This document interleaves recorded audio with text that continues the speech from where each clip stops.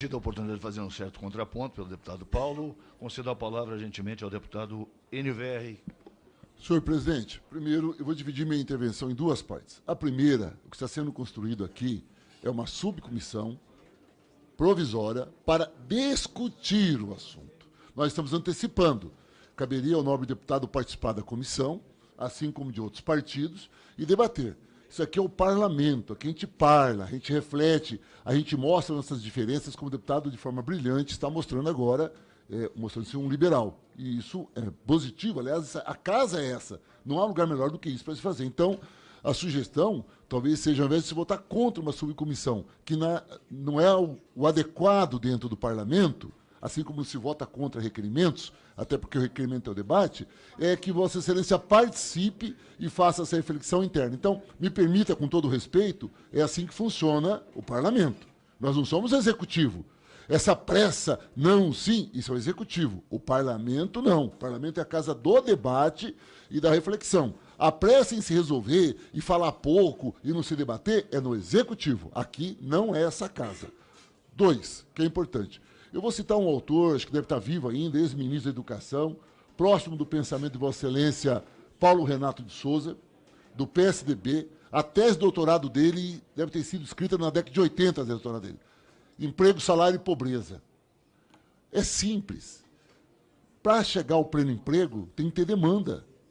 Só que você tem que fazer a coisa andar. Tem um autor que escreveu um livro em 1936, chamado Keynes, que recomendo a Vossa Excelência a leitura, que poderia, ele era um liberal, sempre defendeu, e diz que em momentos de crise, se o Estado não intervir, você não sai da crise. Não sai da crise. O pessoal da Federal do Rio já não concordou, nós da USP concordamos. Então, aqui são as nossas brigas de escolas aqui das teses. Mas é que é importante colocar, briga de universidade, já percebeu. Mas é importante colocar que você precisa ter uma política que motive o consumo. No governo Dilma, 4% de desemprego, com a mesma política trabalhista de antes, e a Previdência não tinha crise. Sabe? Porque as pessoas trabalhavam, pagavam seus impostos, consequentemente as empresas contribuíam, e você não tinha essa crise. Então, é uma análise de você não criar o ponto de partida para reduzir a desigualdade, você não vai conseguir, de maneira nenhuma, sair da crise. Nós não podemos apostar só nas relações com o exterior. São importantes, mas não são suficientes se não tivermos um mercado interno aquecido e com absoluta redução de desigualdade pessoal e regional. Por isso, uma política de salário mínimo onde não seja acima da produtividade. Mas o modelo antigo que vence agora levava em conta o quê? Apenas a inflação e o crescimento do PIB, que é a produtividade. Então, o modelo antigo nunca deu mais do que isso. O que dava mais do que isso eram as negociações trabalhistas entre os sindicatos e o patronato. Mas a política de salário mínimo nunca foi maior do que a produtividade no Brasil. Por isso, com todo respeito, o que eu recomendo é a aprovação da comissão provisória e o debate ser feito na comissão e, depois de pronto, trazer aqui para o plenário da Casa. Muito obrigado. Continua em discussão o requerimento 10/2019, de autoria do deputado Rui Falcão. Com a palavra o deputado Kim Kataguiri. Presidente, é evidente que essa é uma casa de debates e que efetivamente a gente tem que discutir as políticas públicas e que o debate tem que ser extenso, né? Agora, o debate tem que ser sobre efetivamente o objeto correto, a matéria correta. E debater a política de salário mínimo não significa debater aumento de salário para o trabalhador. Significa acreditar que o deputado, por meio de uma canetada, consegue aumentar a produtividade, consegue gerar riqueza, consegue produzir alguma coisa e fazer com que essa suposta produção etérea, imaginária aqui do parlamento de riqueza seja transferida para o trabalhador. O debate tem que existir, mas o debate tem que ser sobre a produtividade. Como a gente faz para que, no nosso cenário brasileiro, a gente melhore o ambiente de negócio para ter investimento nacional, para ter investimento internacional, para aumentar a nossa produtividade, porque não adianta só incentivar o consumo, ficar dando crédito para as pessoas, querendo curar ressaca com mais bebida, sendo que quanto mais, e isso até me assusta ter sido citado o governo Dilma como um exemplo de política de emprego e como um político de previdência, porque já no governo Dilma existia déficit previdenciário, já no governo Dilma houve a crise do desemprego e já no governo Dilma os próprios petistas recorreram ao liberal Joaquim Levy para consertar a casa, um liberal de verdade, né? Não como Keynes, que me assusta nesta casa, Keynes ser chamado de liberal, ainda mais em nome da USP, né? Desculpa, eu tenho completo respeito pelo parlamentar, mas o parlamentar não fala em nome da instituição Universidade de São Paulo, que possui diversos professores, inclusive o professor Hélio Zilberstein, que é um dos principais teóricos de um debate que esse parlamento teve na legislatura passada, que foi Deputado, o da capitalização. Eu sou eleito, eu falo o que eu quero. Não, se você fala o que você quer, mas não em nome de quem você quiser. Eu não disse. Falou em nome Vossa Excelência, respeite-me.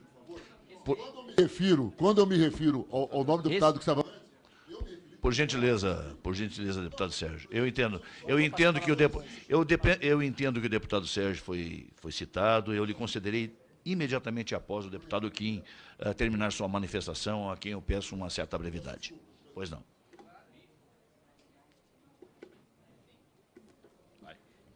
E evidentemente que o parlamentar tem um mandato e é livre e responsável por suas palavras, opiniões e votos. Agora, não existe procuração para falar por instituição acadêmica aqui dentro do parlamento, né? E efetivamente o que a gente viu aqui foi isso e mais. Já no governo Dilma, o próprio governo Dilma defendeu o estabelecimento de uma lei para um teto de gastos, que depois foi criticado pelo próprio Partido dos Trabalhadores. O próprio governo Dilma defendeu uma reforma previdenciária da boca da ex-presidente Dilma Rousseff e do ex-presidente Lula.